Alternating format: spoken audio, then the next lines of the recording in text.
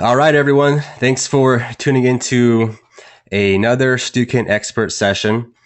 We are here today with an awesome guest, Perrin Carrell, who has been kind of on my radar for a few months now. Just to give you a little background, I've been a follower and listener of Perrin and Spencer Hawes's podcast and website called Niche Pursuits, and they're pumping out great content on a weekly basis. I definitely suggest checking them out. We won't get too much into that right now, but I wanted to give you a little background on Perrin. He's done a couple cool things recently. One, in the public spotlight, he built and started a website from scratch called thepennyshaved.com, where he took the website from 0 to 50,000 visitors a month in organic traffic. He ranks that site for thousands. I believe it's over 5,000 different keywords, and ranks number one for well over 100 of those. And he's done that through some amazing keyword research techniques. And we're lucky enough today to have Perrin here, and he's going to teach us some of his keyword research magic. And excited to have Perrin. And without further ado, I'm going to turn the time over to Perrin. And if we have any questions, we'll bring those up as we go. I know there were a few that were submitted pre this recording, and we'll get to those as well. But Perrin, it's all yours. Thanks, yeah, and thanks for having me. And thank you for the nice introduction. So yeah, let's talk about keyword research, and please forgive me, I have a little bit of a cold, so if I'm sniffling and coughing, I'll try to mute myself. Or if I run to blow my nose, maybe we can edit that out. I don't know. But thank you for having me. Let's talk about keyword research. And let me see here. You kind of gave me a quick background. So my blog stuff that you were talking about is kind of on the bottom, but I also work for nichepursuits.com, and we have a big portfolio of websites, and so I build sites, I acquire sites, and I grow its sites. And since I've come on, I've increased traffic by like 50%, which doesn't really matter, except for that keyword research is mission critical for most of the stuff that I do. So without good keyword research, almost none of it is possible. And when we are deciding to grow a site or acquire a site or build a site from scratch, the very first thing we look at is keyword research and keyword research potential and how that fits into our strategy. So should be fun to talk about. So we're going to have, I think, 4 or 5 modules for this lesson. The first thing we're going to talk about is just an overview of keyword research and kind of make a business case for it, why it's important to you, especially if you're not an SEO, or why you would be hiring somebody to do this and why it's important. We're going to talk about competition and what makes a good keyword. We're going to talk about research and keyword strategy. We're going to talk about tools and methodology, and then I'll give you some live examples, and then we'll do some Q&A. So before we get started, because I don't know how new everybody is, I want to just kind of go over some basic terminology so that we're all on the same page. So if it's old news, I apologize, but I just want to make sure we're all talking about the same thing. So first is PA, or page authority, and this is a metric created by Moz, which can be found on OpenSiteExplorer.com. So most people used to use PageRank to talk about authority, which is Google's metric, but right now Moz seems to have a more accurate data of, or a more accurate measure of true authority. So when we talk about page authority, that's what we're talking about, and I'll show you an example of that. So this is Open Site Explorer. I've just typed in Stukent.com, and you can see page authority up here, and then domain authority is kind of the same thing, except for it's a domain as a whole. So the page authority gives you the authority of any given page, so you can look at Stukent.com or Stukent.com / some page, and then the domain authority gives you the authority for the whole domain. So that's kind of what I'm talking about. And then the last basic term is SERPs, which is an acronym for Search Engine Results Page, and that basically just means the results that you see in Google after typing in a keyword. So if we talk about your position in the SERPs, it means your position on that results page after you've typed in a word or a keyword. So Module 1 is a keyword research overview. Obviously, the most important question here is, what is keyword research? And to answer that question, the first thing you need to know is, what's a keyword? And basically, it's any search term. So anything you type into Google and you hit enter, after you hit enter, it becomes a keyword. And almost always, it already has been a keyword. So after you hit enter, your data adds on to the data that Google already has for that keyword, which is the number of monthly searches, the advertiser competition, some demographic information, so like the tracking stuff by region. But after you hit enter, your data is added onto that keyword data. So a keyword is just any search term in Google, and that's what we're going to be talking about. The important thing to remember, and why we would be talking about keyword research at all, is because not all keywords are created equal. So some keywords are going to be more or less valuable from a financial standpoint for your business. Some are going to be more or less difficult to rank for, and some are going to yield more or less traffic. And obviously those are going to overlap sometimes, but not necessarily always. So keyword research is a process of finding a set of keywords that do one or more of the following things. They're possible to rank for, and ideally they're even easy to rank for. Those are the best keywords, obviously. They're going to yield targeted traffic, and they will product, which I probably mean produce, some sort of ROI and or drive a specific action. So it might be buying something, it might be donating to a cause, it might be sharing on Facebook, but you want to attract visitors that will do something because you're a business. So to talk about some of the more nuanced stuff with keyword research, I wanted to do a quick refresher on SEO. I know you guys have had lots of great expert sessions, but we need to cover just like the very basic stuff. It's only one slide. So SEO, or search engine optimization, is the art of ranking for a certain keyword in Google. And at its most basic level, there are two requirements. Obviously, it's more complicated than this, but to rank for any keyword in Google, you need links pointing from your site or to your site from other sites. So you need links coming from elsewhere on the web to support your content, and you need good content targeted at some keyword. So why is it important? Keyword research makes what we just talked about, links and content, much, much more powerful by reducing the required input. So any links that you build or any content that you create is going to be much more powerful if you're targeting an optimal keyword. And that kind of makes sense, right? You don't want to build links to a keyword that you are never going to rank for, or you don't want to build links to a keyword that is not going to make you any money. Likewise, you don't want to spend resources producing really great content for a keyword that's not going to bring traffic or make money or that kind of thing. Oops. Also gives you a never-ending supply of ideas.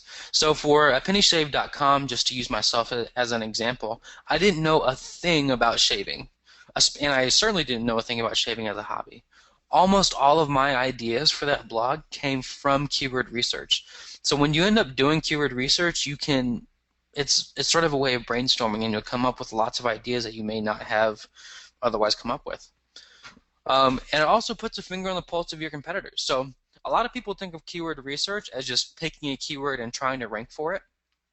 But it's not just about the keywords that you want to rank for. It's also about finding the keywords that your competitors are already ranking for to see what might also work for you. So it's kind of the Burger King and McDonald's thing. So Burger King doesn't go spend a bunch of money on research to find the best locations for its restaurant. It just builds across the street from McDonald's because McDonald's has already done the market research. So you can kind of do the same thing with keyword research. You can find keywords that your competitors are already ranking for and then go after those. So why is it hard?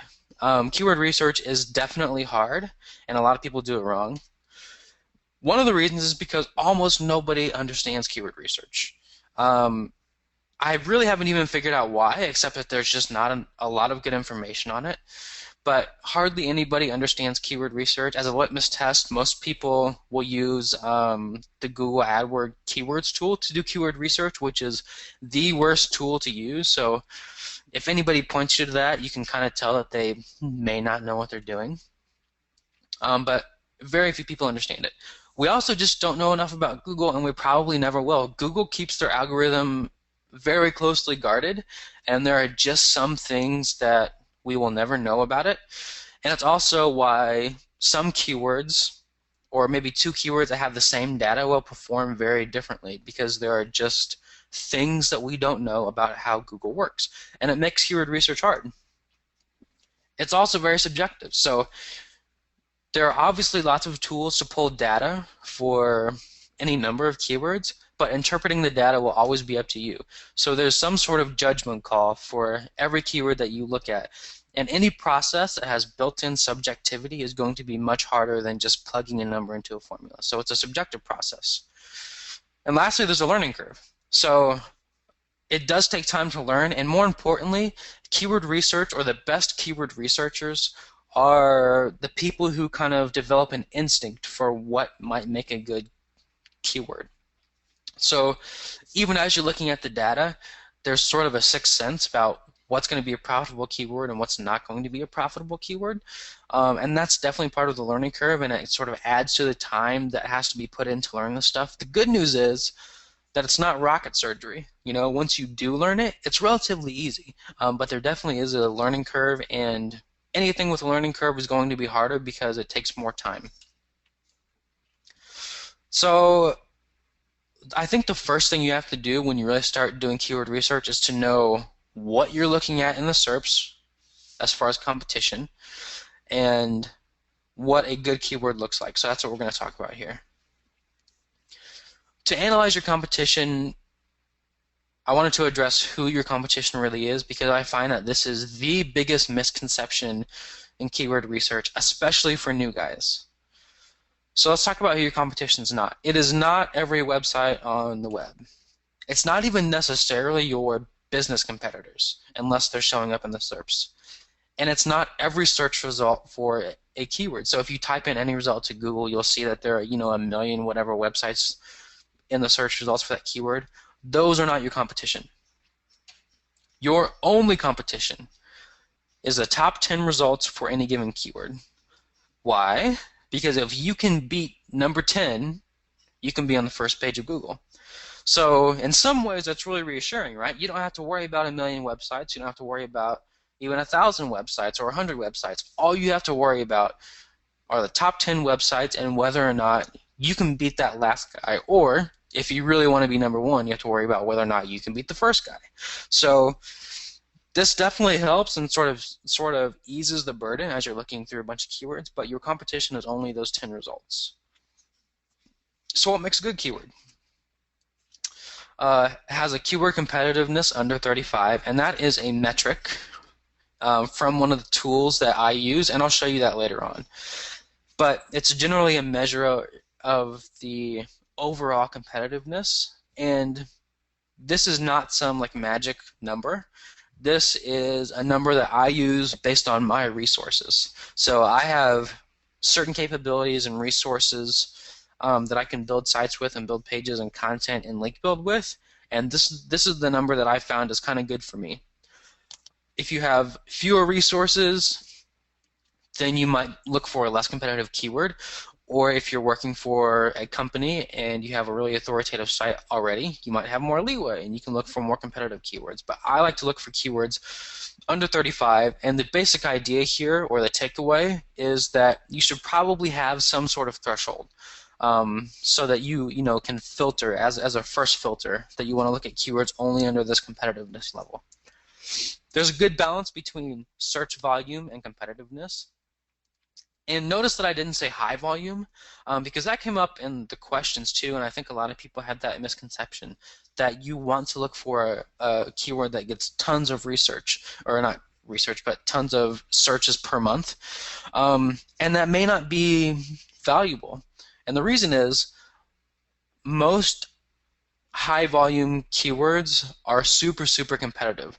And there are keywords out there that have really high volume and very low competitiveness, but they are super hard to find, and they probably or almost always will not fit your established business if you have one. So the important thing is to find a keyword with a balance between search volume and competitiveness. The ideal keyword also targets a specific type of visitor. So if you're an e-commerce store, you want to target people who are buying stuff. If you're an MPO, you might want to target people who are going to donate stuff. If you're BuzzFeed, you want to target visitors who are going to share stuff. So a good keyword is going to target a specific type of visitor and one that's going to work for your business. It's also worthy of a piece of content. And this is a mistake I see quite a bit. So you want a keyword that is going to, or that you are going to be able to write about or produce some sort of content around. And that's because keywords always rank better, or pages always rank better, with lots of content around or targeting some specific keyword. Google just loves content. So picking a keyword that you can write an article about is very important. And like so far, all of these kind of have an equal weight for me when I'm judging a keyword, but the most important thing that I look for is that there are already competitors in the SERPs. So competition is good, and that's kind of counterintuitive. A lot of people don't like to see competition, or if there's already people doing what you're trying to do, that they kind of run away. But the opposite is true. And by competitor, I mean any site that is doing what you want to do. So if you want to be selling dog crates, look for companies who are already selling dog crates for that keyword. Or if you want to review razors, like I did, you want to look for small blogs that are already reviewing razors. But the idea here is that you want to reduce your risk as much as possible to create the best return. And so you want Google to give you some sort of signal that it is happy to rank sites like yours. So if I see a competitor, I know Google is already likes this type of site, and so it's probably happy to rank mine too. And kind of related to that, I like to see very little serpentine, which means some sort of trend. So for example, if you see a whole bunch of education sites and Google is only ranking like universities for a specific keyword, or if it's only ranking e-commerce stores, then you know that you're going to have much less of a chance unless you have that type of site. But if you are creating an informational blog, for example, and everything ranking for a keyword is a store, then you are probably going to have a much harder time ranking because you're not a store. And Google has kind of proven to you that it's only ranking that type of site. Hey, Perrin. Yeah. Back to the keyword competitiveness. Are you going to go over that a little bit further? Because I'm sure a lot of people, this is a new concept, a new term to them. Sure, yeah. Will you be going over that a little bit more later on? Yeah. And I'll show you what it looks like right now. Okay. So we'll definitely go over this later on in a live example, but the keyword competitiveness is just a metric. So average keyword competitiveness here is 19, which is actually absurdly low. But it's a metric that combines a lot of different data. So all of this data you see below it, which is the average page authority of all the competing websites, the number of links of all the competing websites, the juice links, which are do follow links that are passing on some sort of SEO juice, and then all this other stuff, and it combines that into one number. So it's not a do or die number, and that number is not going to excuse you from interpreting other data points, but it gives you a general idea of how competitive a term is, and it's a good filter. So anything, if I were looking at a list of keywords, anything over 35, I usually just ignore, So, more or less to save time.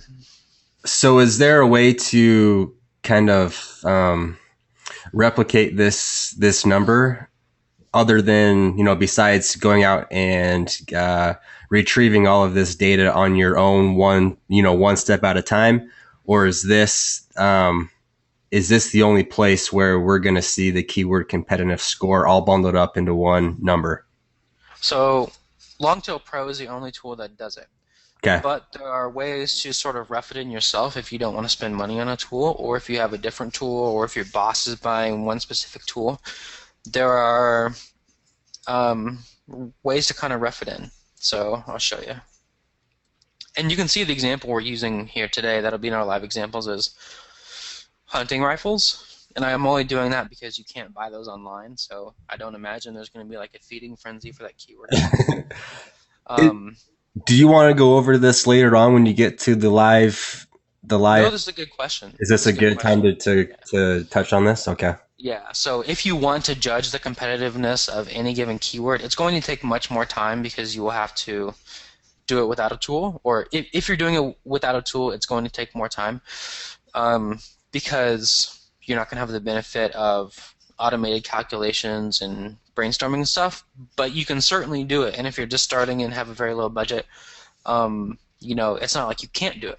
So you basically need to, or the best way to rough it in, I found, is to just average the page authority of all of the results showing up in the SERPs.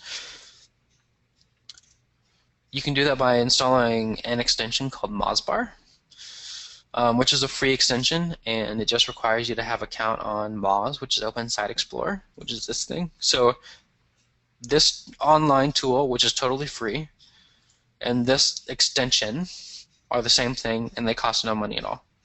And by installing Mozbar, it'll give you the PA of every one of these results.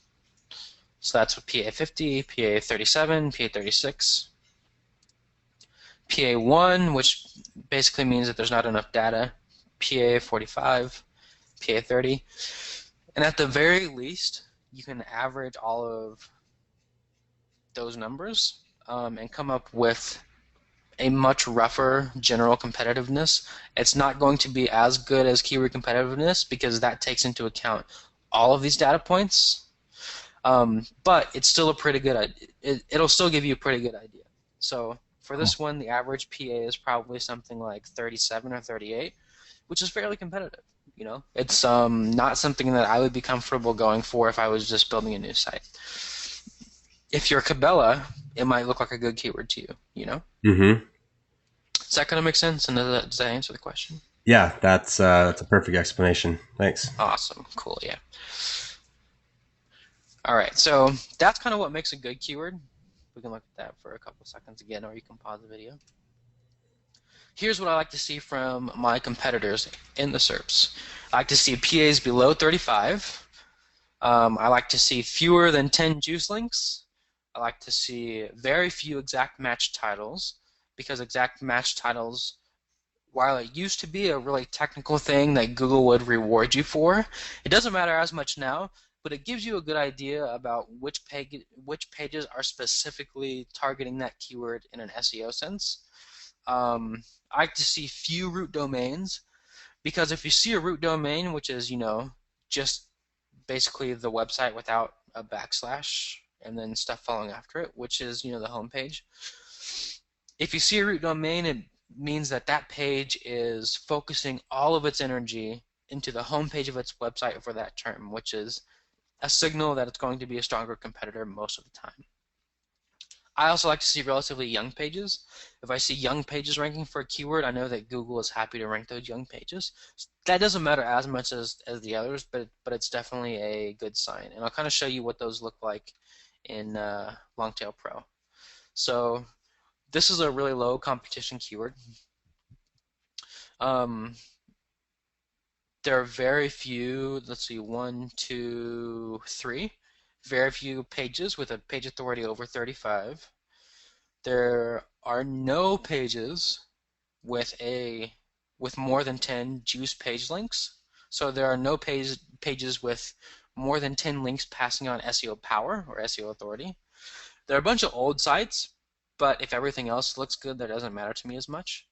And there aren't too many, aren't too many exact match titles. So the keyword we're looking at is best deer hunting rifle, and there is, I think, one that is that exact title, which tells me that there's only one page out of these 10 that is laser targeting that specific keyword. So this is kind of an example that looks more or less good, you know. So that's kind of what these look like. So now let's talk about how we kind of put this into a strategy. And this is the most important thing. What kind of keywords should you target? And the subtitle is The Incredible Power of Long Tails, so I'm probably giving it away. But the eternal question, or the question that I get most often, is should I find one amazing keyword or should I go after a bunch of easier ones? And the answer is a resounding go after the easy ones. And that's because the majority of traffic for a mature site almost never comes from one gigantic keyword. It just almost never happens unless you are a major corporation. Those keywords are going to be extremely hard to rank for most of the time. And so usually it's even a waste of time to go after those super big, super attractive keywords where if you rank for it, you're going to just make thousands of dollars. So that is super, super hard to do, and it's usually a waste of your energy. A mature website typically gets over 90% of its traffic from long-tail keywords. And this is so much the case that I could not find a counterexample. So I wanted to say, maybe if you're so-and-so, you get most of your traffic from one keyword. But this is so much the case that I couldn't find a counterexample. Every website I have ever built gets almost all of its traffic. Usually it's greater than 90%. Usually it's more like 95, 96% from long-tail keywords. So my blog, my main blog for my own personal business, pennyshave.com, ranks for 5,000 keywords, and I've maybe targeted around 100, and a lot of those are just natural because you get variations, but the main keyword that I went for in the beginning, I'm not even ranking in the top 5 anymore. I'm ranking number 7. But my traffic has consistently gone up over time because I'm ranking for so many long tails.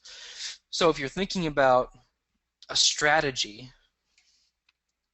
it's usually to build like content around a good set of keywords. And when you're doing that, you can throw in one or two big ones, and you can do them as like a bonus. Like if I rank for these, great, and that's happened to me. Like one of my best keywords for my blog is something that I never thought I would rank for. It's beard styles. I think I'm number 8 for that, and it gets so many searches that it brings me like 1,000 visitors a month or something, which is a really large chunk of 5,000 keywords. So you can throw one or two in as a gamble or as a bonus, but you definitely shouldn't count on them. So the main idea of keyword research on the scale of a business is to build a set of keywords that as an aggregate will be profitable for you. Perrin, Yeah. can you give us an example using the brand Nike between a main, a non-long tail keyword and then a long tail keyword? Sure. Actually, well, it'll probably be easier to use an example that I have pulled up already. Okay. So we'll talk about how to use this website. But this is petersonshunting.com. This would be one of your competitors if you're looking at writing about hunting rifles, right? Mm-hmm. Because their hunting rifle articles are showing up in the SERPs. So they are a hunting website, and they get this much traffic. Usually this website underreports, and they're ranking for all of these types of keywords.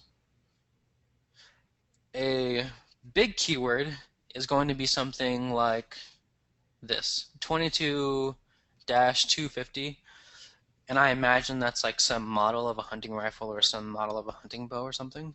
But this is a search that gets 15,000 searches a month, which is not absurdly high, but in a smaller niche like hunting rifles, that's very high. I've never gone for a keyword that big. Or maybe I've gone for one. But a long tail keyword might be something like this. Burst Eliminator 3 review, or spotting scope reviews. So long tail keywords, there's no cutoff.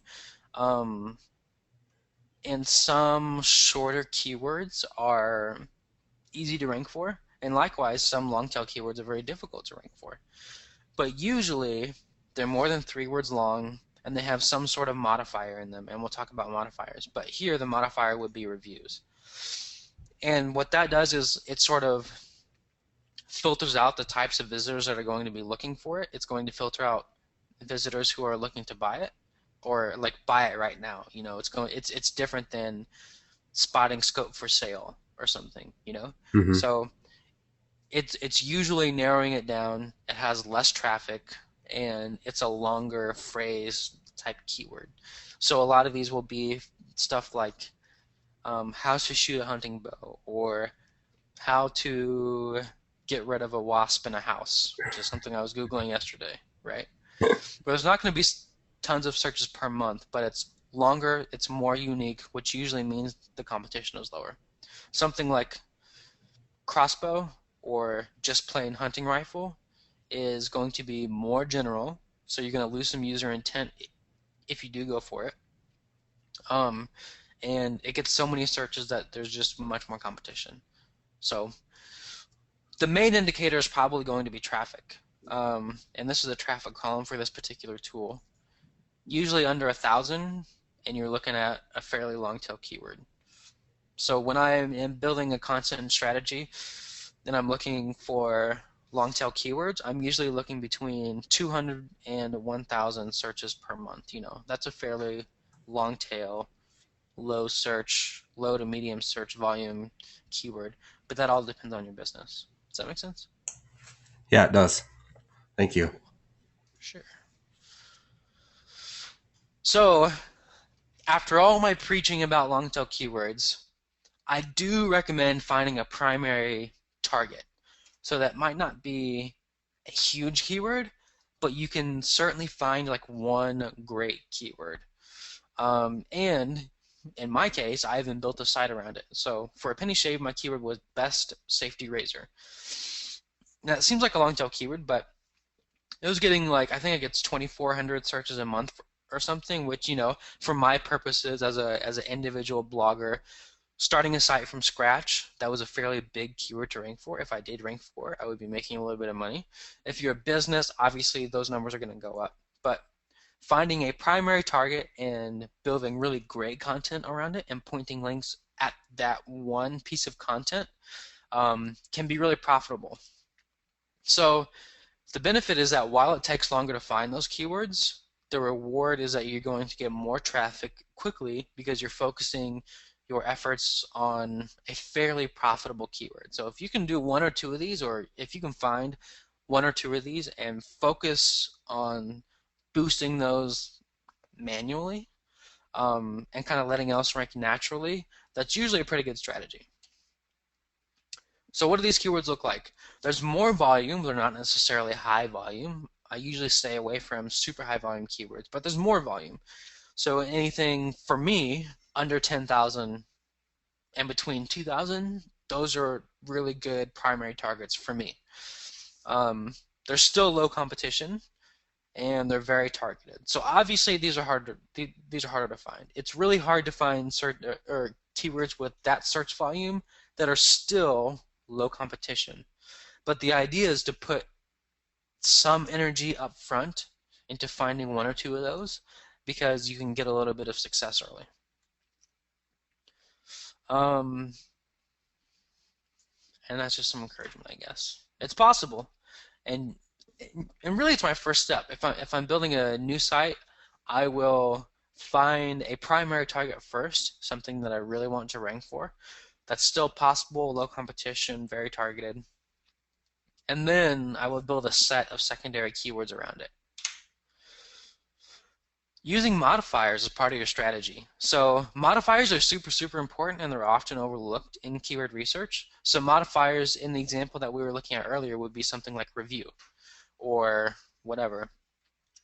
But they can help you laser target user intent. So here are some examples. So these are examples of informational modifiers. Best, top, reviews, and these are good for any blog that is talking about here. This would be like type of products. But there are tons more informational modifiers out there. So how to is a really big modifier. That'll lead to, that will get users who are looking to be instructed if you want to maybe sell a guide or something. Or you can do examples of, or you can modify your keywords for something like e-commerce. So for sale or cheap if you're offering maybe discounted products, or buy. But the most important thing is to choose modifiers that jive with your business. So if you are selling stuff, you want to modify or go after keywords with modifiers that suggest that whatever user is searching for that key term is looking to buy something.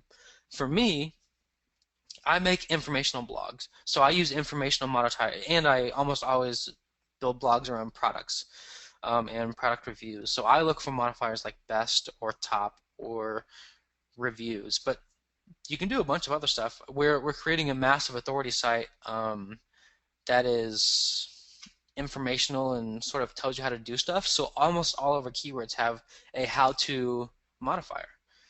So these are really powerful, and they should definitely be part of your strategy. And this is a question that came up in the questions that students sent in. It's like, how do you discern user intent? And one of the best ways to sort of manufacture it is to modify your keywords and go after modified keywords. And then you have to merge your keywords with your content. And this is super important.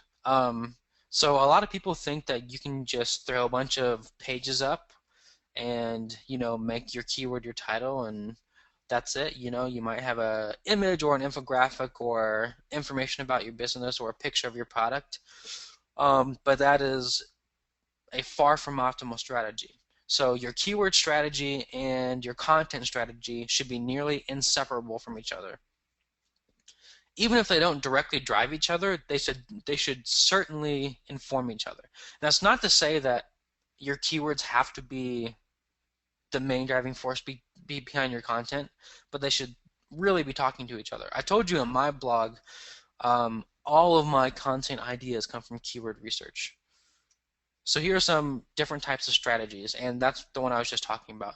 For my blog, it is 100% keyword driven. I look at keywords and I pick keywords that fit my criteria, and then I write articles about the ones that make sense to write articles about, and some of them don't. You could also do like a mostly keyword driven plus problem solving content. So a lot of my colleagues do this, where they'll have a bunch of keyword driven content, and then they will pick out some problem in that market that really needs to be solved, and then write a great piece of content about that, and then get it to people. So email it to people, share it on those people's Facebook, or tweet them about it or something. But that always works for business, is like doing some problem solving content. So you can do a mix of that, or you can do something like 50% keyword driven content, some social content, maybe like industry news. And there are tons of different content strategies. But the idea here is, if you're going after organic traffic, at least some of your content must be keyword driven, and the pages targeting those keywords must have great content. So, if you're going to take away one lesson from this, it's that keywords will fail without really good content. And that's super, super, super important. All right, so let's look at some tools and methodology. We'll go over the tools first. And I kind of wanted to make a case for tools, because a lot of people will shy away from using tools. And a lot of people want to do SEO tools. So do you really need tools? I mean, yes. Actually, no. You don't absolutely need them. There are ways to do it without tools. I would never do keyword research without tools myself, because it is so, so, so time consuming. It takes, here I said 100 times longer. It's probably even more than that. It takes a really, really long time if you're not doing automated tools, or if you're not using automated tools. And it's also a business decision in terms of cost for a lot of people. These tools cost, like, if you use the tools I use, you're going to be spending $300 up front and maybe $40 a month. But using those tools, I've created things that make thousands of dollars a month. So as part of your investment for any business project, you have to have the right tools to do the job, and in my opinion, it's really worth it. And there are no free tools out there that give you what you need. The Google AdWords keyword tool just doesn't cut it. It's made for advertisers and not SEOs. And there's no indication of how competitive a keyword is. You'll see a competition metric, but that tells you advertising competition, not how hard it will be to rank. So there are just no free tools that do what you need. Um, so I have some preferred tools, and I'll show you what they do. But there are tons of tools out there. I don't want this to sound like a plug. I am affiliated with Longtail Pro. I'm not affiliated with SEMrush, but there are lots of other tools like Market Samurai has been in the market for a long time. So there are tons of tools out there. These are just the ones I use. A lot of them do the same stuff though. So I'll give you an overview of what these do. This is Longtail Pro. This is what I view as the most important tool. This is basically what it lets you do. It lets you create a campaign, enter seed keywords. So here, I entered seed keywords: hunting rifle, hunting stand, hunting bow. So in the experiment here, this would be as if I was creating a site on hunting gear, hunting equipment. It allows you to input modifiers, which is very important, and allows you to search for long tails, like explicit or implicitly. So you can search or you can have a minimum search or a maximum search, and it also allows you to search for some of those good primary targets. So you might put in like a minimum search volume of 2,000 or something. After you do that, you'll come up with a bunch of different results here, and then you can calculate the general competitiveness, and it'll give you some more data here. So average cost per click, based on what Google thinks. So cost per click here, their best guess is that it's like $3.24, which is really pretty high. So theoretically, if someone were to click on an ad on your site targeting this keyword, you would get 68% of that. So usually what I will do is go through and calculate some KC for all of these and look at it. And I'll show you that in a second. And it also allows you to analyze the competition for any given keyword, and it gives you this number, which is probably the most valuable thing about this tool. But you can see the data for all the keywords. So that's one tool I use. And this is good for starting from zero and brainstorming, and getting really detailed data on the top 10 results for any given keyword. And that's kind of what I use this for. But this tool, SEMrush, that we looked at earlier, is great for competition research. So if you have a business competitor, or if you're seeing competitors in the SERPs and you're curious about them, this will tell you everything about them. So it'll give you an overview of the traffic. And let's see if that loads up here. I find they underreport, so it's probably a little bit more than that, but the site's getting 25,000-ish visits a day. The most important thing, though, for keyword research is that it shows you all of the keywords that they are ranking for, and it's loading here. It shows you their position, it shows you the search volume for that keyword, and it shows you what percentage of the traffic, or what percentage of their total traffic is coming from any keyword, which is really valuable, because you can see that for some terms, like this one that we were looking at earlier, they're ranked number 9, which is fairly low. They're barely on the first page. But it's bringing in almost 2% of their total traffic, which is really, really big. Or that's a big number if you're looking at a site that gets 25,000 visitors a day, which is pretty high. So this is a really great tool. It's a paid tool as well. It's a monthly fee. But I highly recommend it if you have lots of competitors, or if you're looking to get in some specific market and there are already lots of good sites out there, because it just gives you so many keyword possibilities. So all of these keywords are just from one blog, and you can plug in as many blogs as you want. So those are the tools that I like to use. There are tons more out there, but for my needs, these are the best, and in my opinion. But feel free to try whatever you want, for sure. Okay, so I'm going to share, and we're coming up on the end here before the Q&A, but I wanted to share 2 methodologies. And these aren't true live examples because, as you can probably see, I've done the work beforehand. But I wanted to share 2 basic methodologies for keyword research. And again, this is not the only way to do it. but this is the way that I found is most efficient for me. And these will work with almost all business models. So the first one is just using a Longtail Pro only approach and brainstorming inside of Longtail Pro, seeing what it comes up with, and analyzing keywords as you find them. This is good for finding primary keywords and also finding a strong first set of secondary keywords. Usually, if you're doing this method, you're going to run out of keywords eventually, especially if you're making a big site, but it's good to get going. So the process is this. You brainstorm seed keywords, which I did here. So I brainstormed hunting rifle, hunting stand, hunting bow, hunting knife, and you can do anything. I mean, back when I was trying to create my first site and I didn't know what I wanted on, I was just typing in household products here. But you can type in any keyword, any seed keyword.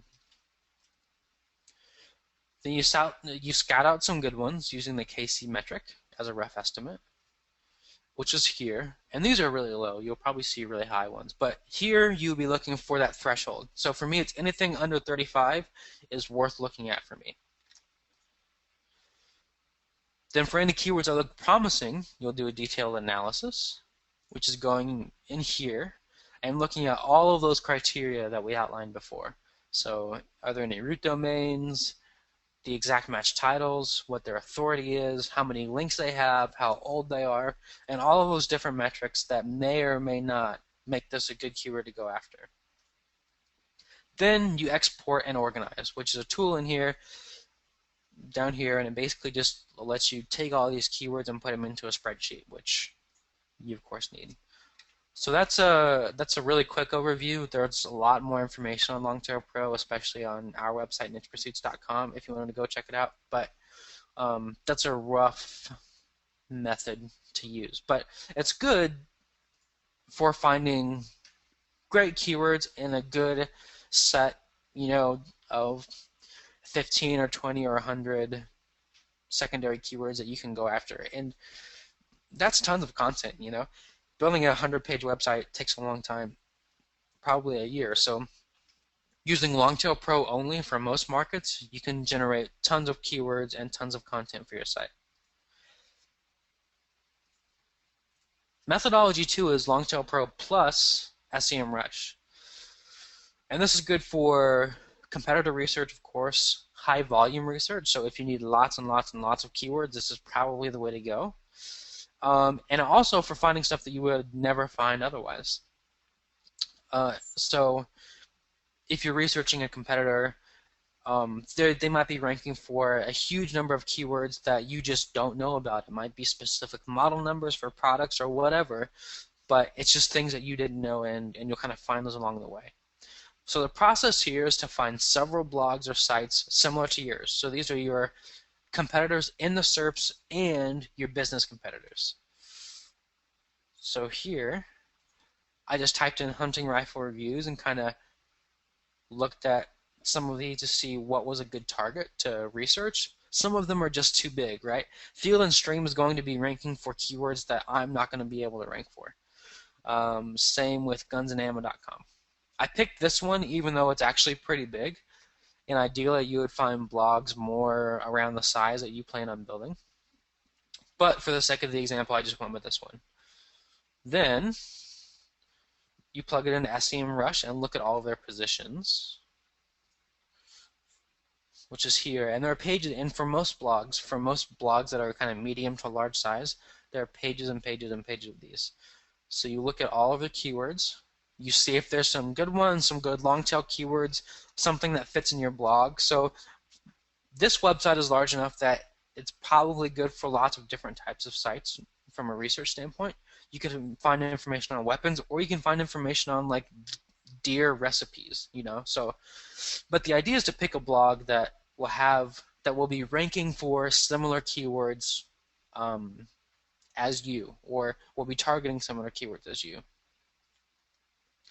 And then I will take any promising keyword and just copy and paste it into the competitor analysis section of Longtail Pro and analyze it from there, and at least get the KC. the keyword competitiveness to get a rough idea.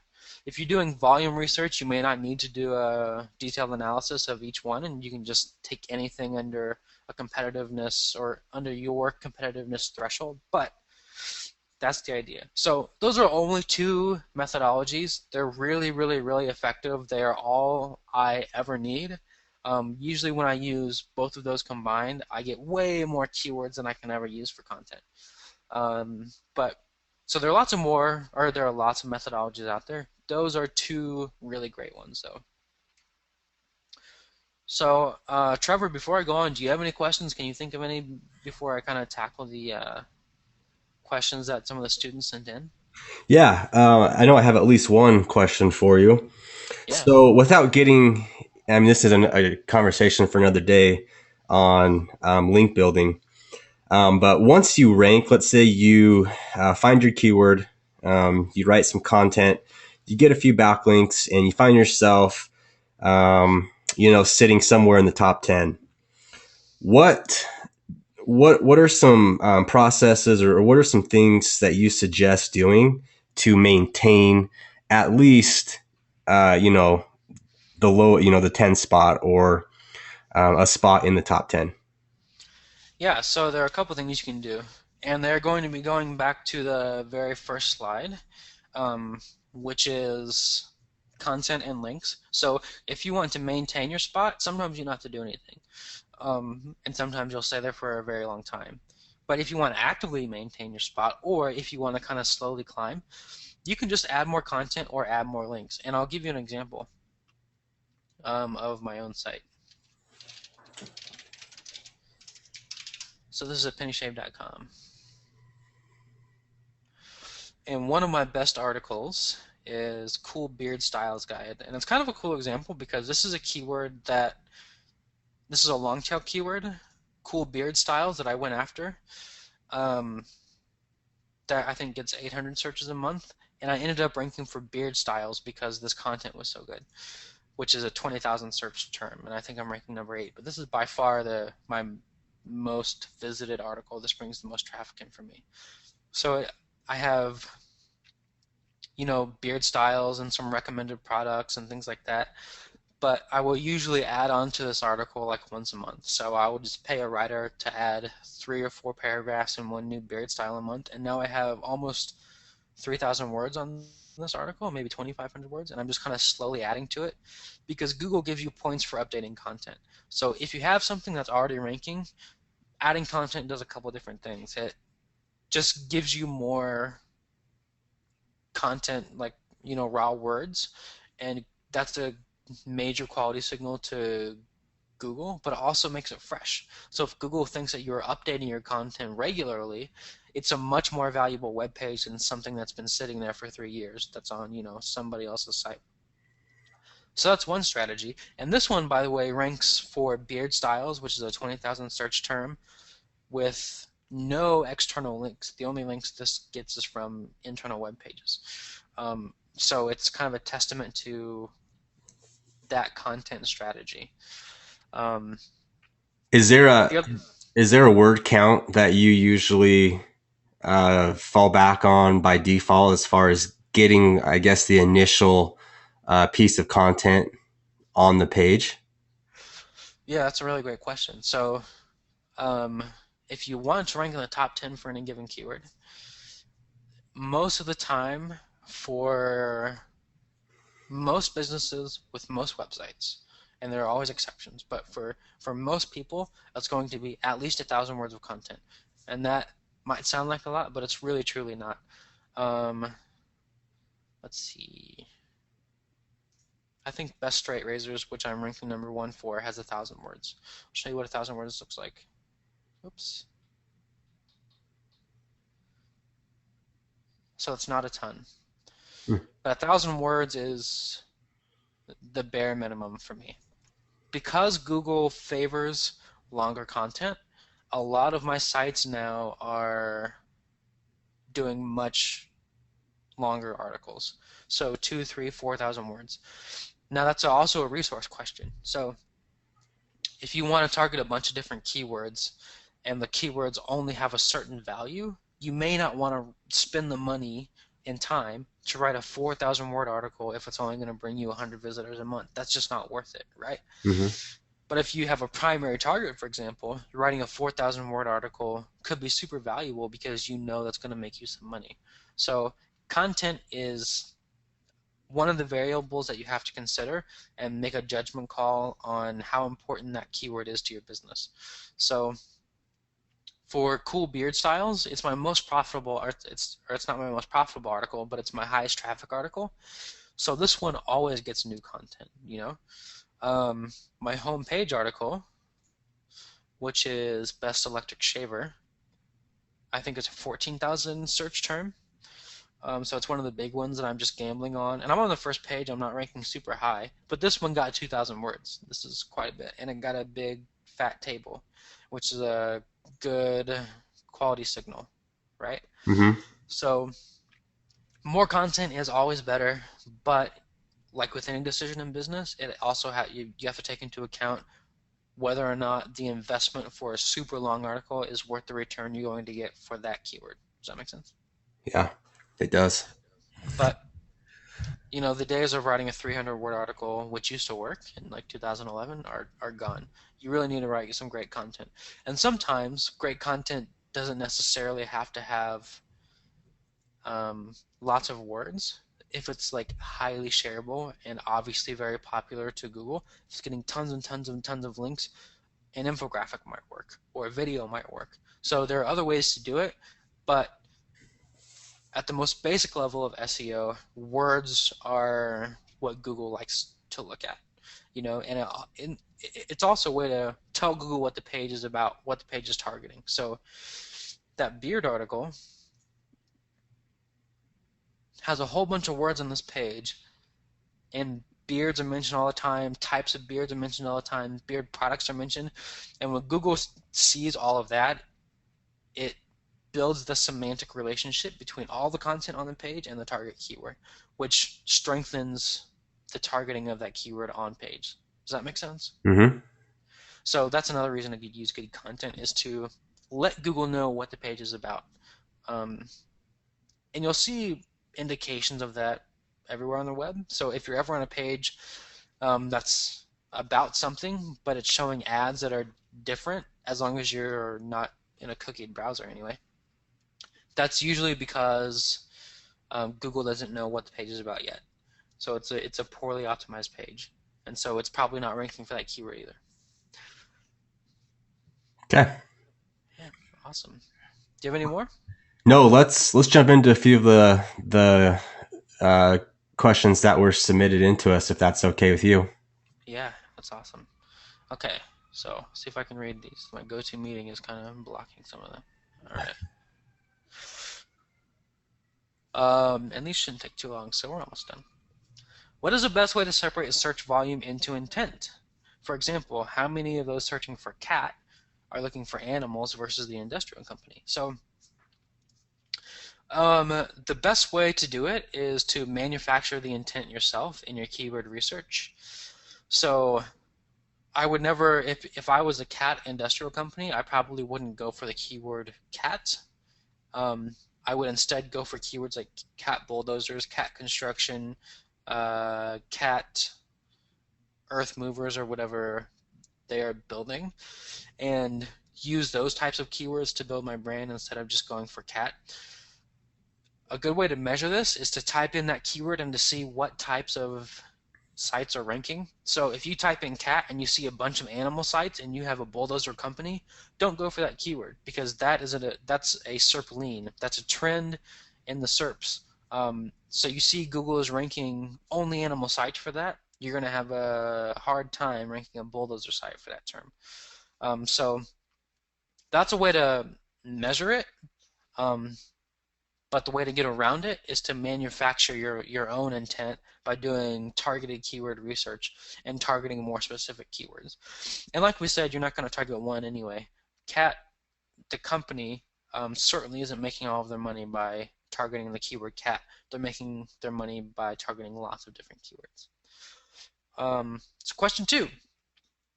How can I identify search volumes for keyword queries on Amazon.com? How do these trends differ from normal Google searches? So queries inside Amazon run on their own formula, and I don't know. The only reason I kind of left this one in, having no expertise on it, is just to say that there are lots of different search engines out there. So Google's not the only search engine. Of course, there's Yahoo and Bing, but lots of big sites have their own search engines with their own search engine algorithms. So Amazon, Facebook, Twitter, all these have built-in search engines that rank things in a particular way. In the case of Amazon, it's based on reviews, how many products you've sold, and those types of things. I don't know exactly, but I have colleagues who kind of sell on Amazon. So I don't know about that. That's something that you would have to research and learn and probably find an expert on. Um, but they are just kind of apples and oranges. You can see what Amazon is ranking, or like what Amazon pages are ranking for in Google, and those might be good keywords to target. But as far as separating the search queries on one search engine versus another, you just have to learn how each search engine works. If you're building a business and not selling directly on Amazon, I would really only worry about Google. But if you're building a business only on Amazon, don't focus on Google at all and worry about ranking in that search engine. Question 3. Does keyword search provide insights on conversion rates too? Most of the time, no. But you can use modifiers to kind of increase your conversion rates from your organic traffic. So someone looking for how to build a lawn chair is going to convert at a much lower rate than someone searching for the term lawn chairs for sale.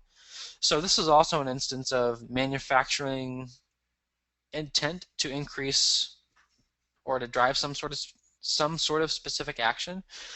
So you can do that, but you are always going to be surprised with your keywords. So when I wrote my article on cool beard styles, I never imagined that it would be my highest traffic keyword. It has a low conversion rate, but it brings me lots of sales. I have other keywords that I targeted specifically because they seemed to target users that were further along in the buying process, and those convert really high. So you never know. You're always going to be surprised. The best you can really do is target good keywords. And this is kind of related to the next question. High volume search is a positive thing when determining which keywords to target, but how do you determine searcher intent? We want paying customers. So as we've talked about, high search volume isn't always positive. If you can find the unicorn keyword that has super high volume and very low competition, then that's awesome. But good luck, and I hope you do. But it's usually really hard. And I think the answer is the same here. Um, you basically want to target keywords that seem to drive specific action. So, adding modifiers like for sale, cheap, discount, or maybe location modifiers like photographers in Kansas City or something like that. Um, that is how you target the intent. It's not necessarily determining the intent, but it's targeting keywords based on the intent that seems to make sense subjectively to you, and you'll see those as you start to target. Photographer, like if you have a photography studio in Kansas City, you don't want to target photographers. You want to target maybe senior pictures in Kansas City or something like that. So it's really up to you. It's not necessarily determining the keywords themselves. It's figuring out which ones are the best to target. I hope that made sense. It didn't sound like it did. But question 5. What is the methodology behind determining what keywords people will use to search for a certain product? This is usually just a matter of taking a certain product name or model and plugging it into any number of keyword tools. For this type of thing, you can use the Google AdWords keyword tool because it'll give you tons and tons of related searches. And that's a good way to do it. And I've done that. So I have plenty of articles on my blogs that are, X product reviews or where to buy X product.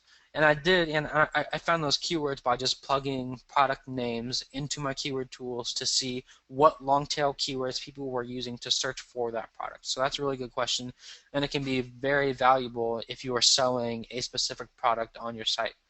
And I see this a lot with my colleagues who have online stores. So they'll have a bunch of different brands of, ham radios or something, whatever it is. And they will target every model, but some long tail keyword related to that model. So that's a very good question, and it can be really profitable. Question 6. What are the resources for a company that wants to engage in keyword research in order to increase its website visits, and what is the cost? So the resources are going to be the tools that I mentioned, or any tool that you want, and people who know how to do it. Usually that means two different types of people, because it's hard to find this in one person. But a person who knows how to do keyword research, whether that's you or somebody you train, and a writer to create content, or somebody to create some type of content. So the total cost will be the cost of the tools, which will be a one-time cost, keyword research, which is usually done in batches, and then cost of the content, which for me I pay per article because I use freelancers a lot. For bigger companies, it might be employing a writer, but the cost is going to be those three things. So the tools, someone to actually do the research, and then somebody to create content. And if you're a big company, you might also need a developer who's going to create the page on the site. Um, Question 7. How does the use of keywords help attracting the right kind of visitors? I think we've covered this kind of, like that's up to you, and it's going to be a judgment call. Um, but you can target keywords that drive all kinds of actions. So, you know, you might pick donate to blank or something something charity if you are running a nonprofit, but that's definitely up to you, and you mostly manufacture that through modifiers.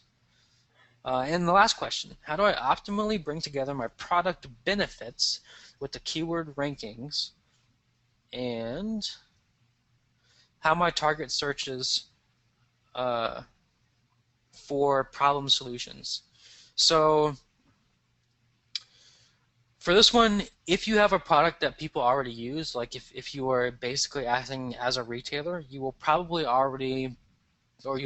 be able to find the long tail keywords that customers are using for that specific product, even though they may not have tons of search volume.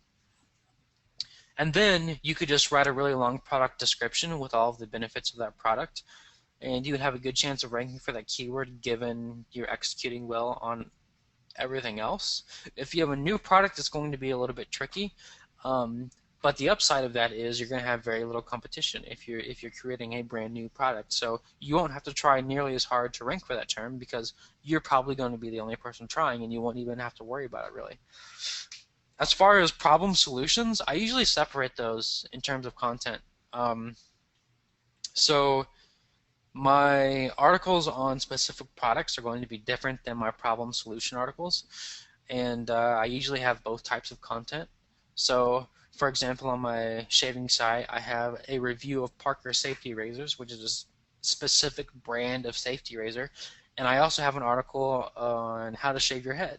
They both promote products, but one is a problem solution article, and one is an article talking about the pros and cons of a specific product. So it's really an editorial decision most of the time, but usually I like to separate those things because if you like smash them together and it seems unnatural, then you're going to lose some user intent because your article is more vague and you are not going to rank as high. All right, I think that's everything, man. I think Yeah, we covered a lot. I want to go back to question 6 just real Yeah, fast. let's do it. So I just graduated. I got hired on to a small local business, let's say a local bike shop, and the my boss wants me to build out our blog. I'm not a bike enthusiast, generally speaking. I don't know much about bikes, but I love my new job. So I'm not really the best person to go out and write content. Hmm. So I'm going to outsource that. And what can I, for a 1,000 word article, what can I uh, uh, see? What can I expect the cost to be? It depends. So it's very possible to get a 1,000 word article for $5 from somebody writing articles in Bangladesh or something. But one of the things you don't want to skimp on is content. And this is something that I kind of brought to the niche side arena when I first started, because my whole background is in content. I mean, my degree is in poetry, and I worked at a big communication consulting company, and I've always placed a high value in content. So, like, I have a bias certainly, but I love my content to be A plus because I don't want my visitors to leave. I want to look really smart, which establishes trust, and I want them to have fun on my site. So even if I'm writing about something like shaving cream, I want it to be a really good article. I want people to have fun. I want them to smile. And so from a business standpoint, that always makes sense because it creates a good experience. But from an SEO standpoint and a ranking standpoint, it makes your keyword more valuable because you're going to have a lower bounce rate and people might share it, which are strong quality signals for Google and will, little by little increase your rankings. So for that type of content, I personally pay $20 an article for my freelancers, and I like to hire freelancers that I know, and that's kind of my own strategy. Uh, it's easier for me because I know a lot of writers, but I tend to only hire freelancers I know and not go through services. Usually, when you go through a service, you'll get B plus, like between B minus content and B plus content, which is okay, and you can rank for some stuff, but it's not going to establish you as a business. So I like to pay $20 for content. I know people who pay much more for really fantastic content from like journalists and stuff too.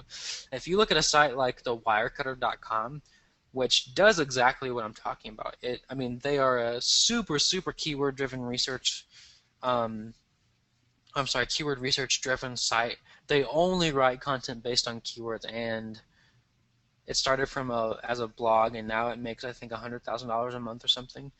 And their content quality is just off the charts, and they have established themselves as an authority by creating content that is just absurdly good.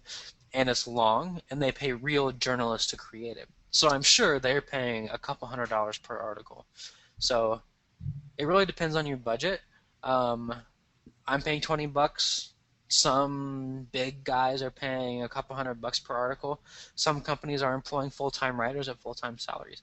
So it depends on your budget. But the takeaway here is that better content will always get you better rankings. And in terms of percentage of your budget, content should certainly be a good chunk of that. Okay, thanks for the clarification on that. Hmm. Um, I time has flown by. We're a little bit over time, but as far as the amount of quality that is in this expert session is just off, out of the roof. We're so Nice. grateful for Perrin for the time that he's put into this presentation and sharing with us his knowledge on keyword research. Perrin, is there, if we want to learn more about what you do and um, follow you online, are there places where we can go and do that? Yeah, I go to nichepursuits.com. That's where we talk about all the stuff. You'll see plenty of case studies, including the case study of me building a site from scratch. Um, and the first, like, I don't know, we have, I don't know, maybe like 25 video episodes of us like actually building a site, and like a third or maybe even half of them are, like centered around keyword research and actually doing it. So if you want to just watch me do a bunch of keyword research. And it started when I didn't know anything. So if you want to watch me fail at keyword research and then learn about it, Um, that's a good place to do it. Plus, like I know a lot about this stuff now, but the guy who runs nichepursuits.com, Spencer Haas, is my mentor, and he is the probably one of the best experts in the world in terms of keyword research. I mean, it is how he has made all of his money, and Longtail Pro is a software he built. So he knows it inside and out, and he is on there blogging all the time. So nichepursuits.com is a really good place to go. Perfect. That's where we'll go. Yeah. Um, so I think that'll wrap it up. Great. Appreciate everything, Perrin, and stay tuned for the next expert session.